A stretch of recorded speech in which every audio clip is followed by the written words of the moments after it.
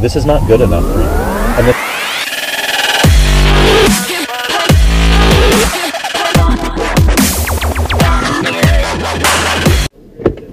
You're in front. I'm in the front. You're the guest. You're the guest. Okay, great. Are you ready for an interview? Absolutely.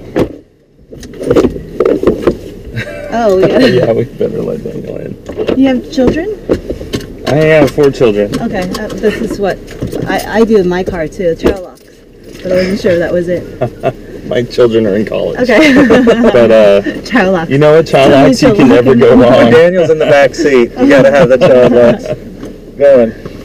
Well, Gia, welcome. Thanks. Welcome to the car. I'm super excited to have you today. This is awesome. Yeah, well, we'll see if you say the same thing after 20 minutes of riding around with Wes and I. And you literally have to like drive to do this. You can't just stay in the car. No. Okay.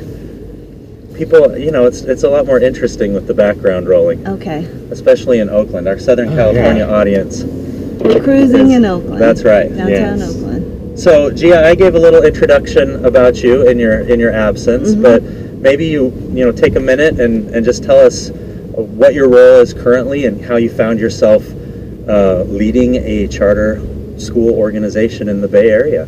Great. So, Gia Truong, I'm the CEO of Envision Education. I've been with the organization for 5 years. And I found myself at Envision first as the superintendent and then transitioning into the CEO role because I was in Oakland Unified for almost 9 years and found myself working in circles. Wonderful people, wonderful experiences, but just with the change in leadership, we had 6 or 7 superintendents during the time that I was there.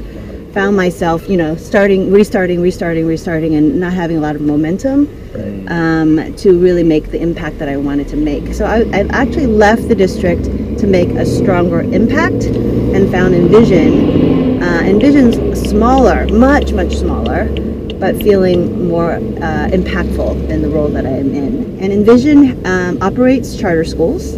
We have 3 high schools, and then opening a middle school program in the fall. So you're busy. I'm busy. Yeah, and then we have a consulting division, Envision Learning Partners, that spreads our best practices and does what charters were meant to do originally, which is to innovate and then share with districts. Yeah, and that's actually what we're here for today, Wes, cool. to see some of that work. And while we're on the topic of charters and school districts, I'm curious what your thoughts are on the differences, the challenges with both. Kind of contrast a little bit for us, being, leading in a charter management organization, leading in a traditional school district. What do you see as the kind of trade-offs or benefits of the different governance approaches? I think K-12 public schooling is really challenging and really purposeful, no matter if you're in a charter or in a district atmosphere. I'm actually personally agnostic to charters and district. I will work in both. It's about doing right by kids and having quality options for parents. So I think one of the major differences that charters, tend to have a little bit more autonomy than districts, and we can work more nimbly to innovate. So that's one of the advantages of it. I do believe that with the autonomy comes more responsibility for charters to innovate and then share best practices, not just with districts, but with other schools in general. So do you feel like holding charters accountable to a higher standard is appropriate then? Well, charters are held higher than than traditional district schools. We have to go through a 5-year charter renewal and all the other, compliance pieces that the other schools go through, WASC and all the state testing and all those things. So I actually think all schools should be held to a higher standard than they currently are. But I think that the piece around charters is definitely make sure that we're a strong option for the city. But I don't know, I'm just thinking like there should be some kind of social responsibility where we're sharing some of our best practices. So it's not, so that more folks could, benefit from it. Absolutely. Well, I'm kind of a fellow sojourner district to charter and have that kind of agnostic stance. And, really it's about sharing best practices and doing good work for kids. Yep. So on that topic, one of the things that I love about your leadership is your focus on equity. And I'd love to hear a little bit about what equity means for you from a principal perspective. Okay. So when you're leading a school, what does it mean to lead with equity? So I would say the same thing as a principal and then as an organizational leader in charters or in districts, that like at Envision, we recognize that inequity, educational inequity, is caused by systemic bias. So racism, classism, language bias, etc. So recognizing that it's caused by these biases, that's the results that we get in our school system, where only 9% of low-income, African American kids or first-generation kids have a college degree. So recognizing that, I think we work to interrupt that inequity, and we're really focused on doing that. And I think we do it in three ways. I'm actually a little bit more. I've developed it a little bit more, Daniel, than the last time I saw you. Okay, good. Yeah. Gotta always be moving. New info. So I think the first way that I keep hearing is through relationships. Like that is just so important when you're working with underserved communities, because you need to have strong relationships for kids to feel safe, so they can freely, learn and take risks. Personal relationships. With adults and with kids, with each other, and with families. It's all good. The second one is promoting a college-going culture, right? Yeah. And because the norm for a lot of the students we serve isn't to go to college, because they're first generation. I think we have about 4 out of 5 of our students will be first generation. So promoting that college-going culture, making sure that that's the expectation for them. And I think the third is through our portfolio defense system. So we have a system, a 4-year system, and when we open the middle school, a 7-year system that gets kids ready to defend their readiness for college or to higher, to be promoted to the higher grade. And I think the reason that really, really promotes equity is it's a lot about reinforcing, strengthening persistence in kids, that they can do it. But when they defend in front of a panel, a dissertation-like defense in front of a panel, they're not just defending that they're ready to the panel, they're really convincing themselves that they're ready. And that whole process is really transformational. And then when they go to college and, they don't get the grades or whatever, they understand the systemic bias, and they understand that, it's up to me to actually believe that I'm ready. And, they can draw on that experience of the defense. And I think that really helps our students. So the latest national clearinghouse data for our schools, 87% of our students last year persist from first to second year, and 90% of them persist that are in 4-year college. So there's something there around, I think the relationship, the college-going culture, and the defense, or the portfolio defense, really gets them to persist, which is, I think, more important than just getting into college, because more kids are getting into college, more African American, more Latino, more low income, but not more kids are graduating. So focusing on that piece is really important.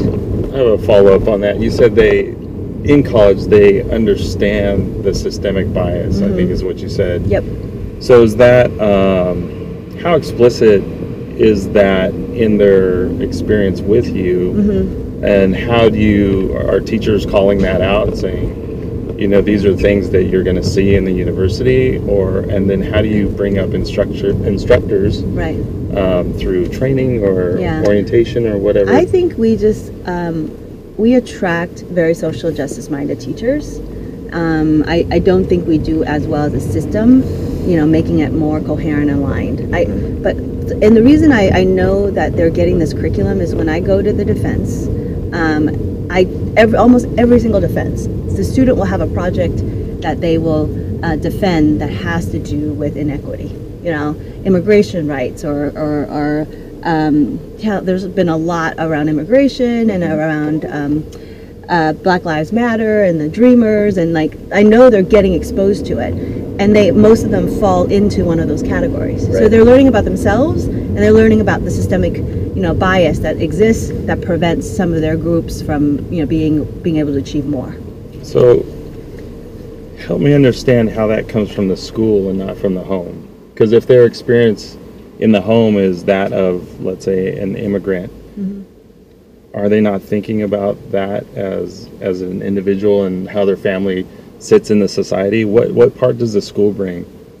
And Well, I'll tell you from my background, my wife is African American, my kids are mixed, and so coming from a white family, white upbringing, I had no idea the types of conversations that went on in like my wife's family growing up. So I'm just wondering, like, can you credit the school with doing that, or what? Well, What Or does giving the them school, space to do it. yeah, or a different lens than home? I mean, I believe you. I'm just wondering. Yeah, I'm not saying that's not true. I'm just wondering how you. I think families absolutely, influence students' identity. Absolutely. That's something we can't control, and it varies depending on everyone's life experiences and situation and all those things. I think what we can control is what happens in the school, and I think what we've done is created a system in which we recognize, systemic bias, in which we actually work towards interrupting them, and I think it's not about taking credit or not. We want to produce and support and strengthen young people that are going to be empowered. I mean, that's our goal, and if what we do supports them, great, and we're going to continue improving and doing that. So an example that I saw that is actually pretty typical, more typical than I think we think. I went to a defense science studio last week at Impact Academy, our Hayward site. One of our student ambassadors presented a piece of their defense to like the whole audience. There were 40 people in the room. He was great. I actually went to his real defense where he did the whole thing. The teachers in the panel did not pass him. I was crushed. I was like, this kid is so good, and he's articulate, he's African American and all those things. And the teachers knew him so well and said, you didn't give me concrete details of how you're going to manage your growth. You just keep saying you're going to not procrastinate. You just keep saying, but I don't have any concrete detail, and you need to resubmit that part of it. And he was crushed. But it was such a supportive environment of high expectations and care and all those things. That kid is going to come back and mention that time that he didn't pass and what that meant to him and what he's learned, and that's going to help build his grit and his persistence piece, yeah. more than passing for the first time. Right. This is a superstar kid, but the teacher's like, no, we're not going to let you get away with this. You can do better. So I think there's something about high expectations, something about, it's okay to have kids resubmit because we want, and not to feel sorry or lower expectations just because kids have a different experience growing up and feeling bad for them or anything. I mean, equity is about high expectations. It's about rigor. It is about care, and and building the persistence that they need in college. And I want to also state, our kids come in with lots of grit already, so we should not take credit. Their families, their own experiences, and things like that. We're trying to build academic grit. Yeah. That's our responsibility And in schools. understanding that system, which is different than the systems they've been in. Right. Yeah. And it goes back to the relationship piece that you're moving. You're moving through the conflict and the tension with the student. Yes. You're there with them, experiencing it. So it's not like you failed, figure it out. It's this is not good enough for you, and this is not good enough for us, and quite frankly, this isn't good enough for the expectations outside of this, protected learning environment. But if Sean didn't have that experience ever in his K-12 experience, he goes into college where he doesn't have the relationships with the majority of the people he's going to be around. He fails in whatever he does. He's going to think, oh, I don't belong here. Yeah. He has nothing to draw on in terms of actually picking yourself up, proving that you do belong, and then moving forward. But now he does. And it was really interesting because in the room was his sister and his grandmother. And they were okay with him not passing. Right. And they're like, that's right. you're gonna resubmit. You'll be fine. Yeah. And and he was just speechless. It was just Gosh, there's so much good stuff to dig into here. I want to pivot back a little bit to the principal piece and the school level leadership. So Gia, you recruit principals. And work intensely with school leaders. What are the top 3 to 5 characteristics that you're looking for, not even looking for, that you think are critical to a principal's success in leading for equity and in accelerating student learning?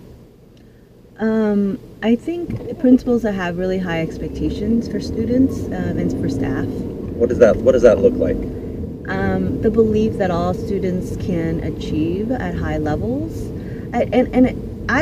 When we talk about recruiting and interviewing, I really listen to what they say about students, and the experiences they had with students where they're pushing students to do more and be more, and like anything that has to do with we need to just meet their needs, and they need so much social emotional support. Absolutely, our kids need social emotional support, but that shouldn't be the only focus of schools, right? It should be the academic push. And like kind of a can-do attitude, like nothing's impossible. Right. We can do this. I think that's really important. Another characteristic I think with principal is just inspirational principals, because the work, especially the work that we do at Envision with low-income first-gen students, it's really hard. And and we face situations of crisis and crisis management, and they need to be able to inspire folks to move forward and take the next step, despite adversity. And they need to model that for their staff and model that for their students. That deep emotional well to draw from, reservoir of persistence, and model what that looks like. I think a principal that has vision and execution and an ability to execute that vision, a principal that's Daniel knows this. I really think instructional leadership is really important, has an eye for instruction, because you should be able to go into classrooms and know if kids are learning, and if they're not, be able to support them to learn at a higher level, or support the teacher, things like that. So over the years that I had the chance to work with you, Gia, there's some nuggets of wisdom that I still quote often. So there's 2 I wanted to mention. So the first one is, you once said to me that leadership is really just a series of difficult conversations, and they need to embrace that. Say a little more about that. I just think if you are a leader who's trying to interrupt a system of inequity, you have to be okay with conflict, and you have to actually do the interruption. And I think we talked about that a lot, because for me, if we don't do anything, we're going to get the same results. And it's all around us in terms of low expectations. So when we hear a teacher, a student, a community member say, "Oh, that student can't do it because of this situation," we have to interrupt that narrative and say, "I understand that the student is in this situation. We will, make sure the student gets what he or she needs, and they need to graduate, and they need to be able to." They can do this with support. Yeah, and that's part of the interruption versus just taking care of folks and because the status quo, the result, if we don't interrupt what's happening, the result is going to be the same, which is, only like 9% of low-income first gen are going to get a college degree, and then their families are in this perpetual cycle of poverty, and it just keeps going and going and going. And generational poverty is harder to interrupt than maybe an immigrant coming in, and so it's like I feel like it's our responsibility, and we have to have those conversations, but it's hard, because you also we work with people. We work with build people, relationships, and they have feelings, and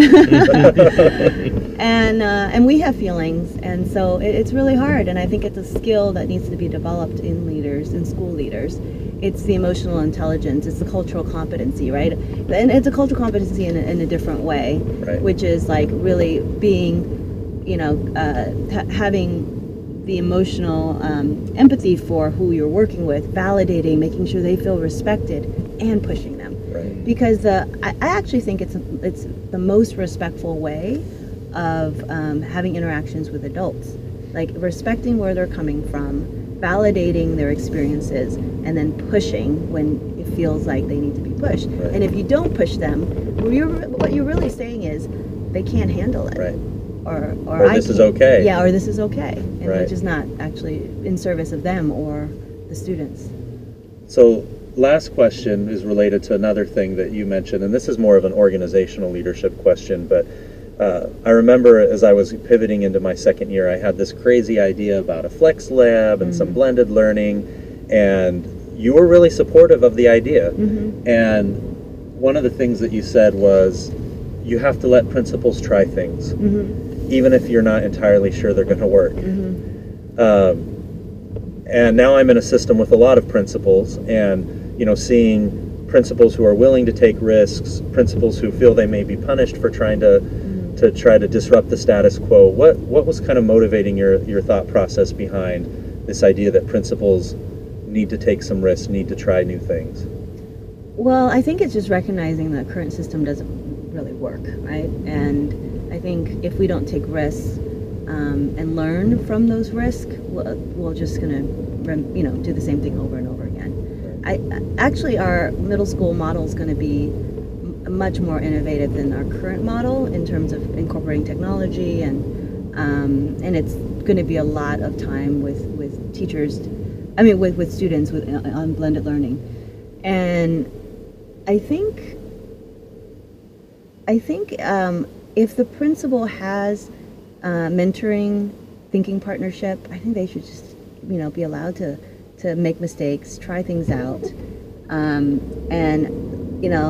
have shorter cycles of failure or revision. Right. So iterations. And we have to figure something out that's different than what we're doing right now. And I think a principal doing it is the best person for the school system, the system within the school, and of course the teacher in the classroom. And if we're not doing it at that level, then it's just theory, right? We're just talking about it. Yep. So, yeah, absolutely. I think principals should take risks within legal bounds. Right. Got to have that risk management liability perspective. I have one follow-up question. All right, and you'll take us back towards? Sure. Yeah. Just tell me where to turn. I'll tell you. Is this one still on? Yeah. Okay. So I'm an English major, so I pay attention to words.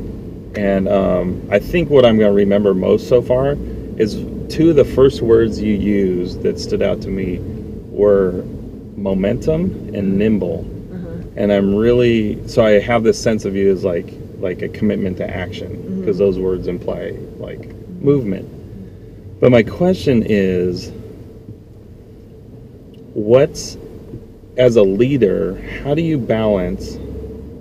I think you're saying charters can move more nimbly. So how do you balance that quick movement with building momentum, which means there's a great number of people following you? Yeah. So can you talk about that? Yeah. I don't know how well I do it. But I think it's about creating a culture where there's a lot of trust, so that when you do move nimbly, that people trust the intentions, that you have a plan, that you had a process, and even if they're not moving with you at that time, they know they will later, and so it's just like figuring out how to create a system with a lot of trust, a lot of respect, and then when people do feel like they're falling behind, being able to reach out and say, hey, wait a minute, let's slow it down a little bit, and being willing to adapt and slow down, not at the sake of not getting to the goal, but at the sake of making sure that everyone's on board. Because if you're getting to the goal and you're the only kind of one that passes the finish line, that does nothing. You gotta get the whole team down there, right? Yeah. Yeah. I think one thing that I feel like, I'm a work in progress, and I'm always working to, strengthen my leadership. But I hope that the folks that work with me realize is that I do move pretty fast, but if people give me feedback, I'm willing to listen, I'm willing to adapt. Because, you know, nobody has the answer. That's great. I was just going to ask for like your top 3 like techniques of building trust. So that would be one, is be open to feedback. Right. Incorporate it. Give me 2 more. I think just doing what you say you're going to do, right? Like just having integrity. If you're going to say you're going to do something, you do it. Making sure that people really feel valued for their ideas, and you know, and that's a lot of times in the language you use, because as you know, we're always being watched. Like everything you say, people right. are, and I think just apologizing when you're wrong, or when you did something wrong, or you did something that hurt somebody. Yeah, that's a handful of ideas. Yeah. Gia, we're back. Yeah, Yay! this has been great. Thank you. This is not good enough for you. And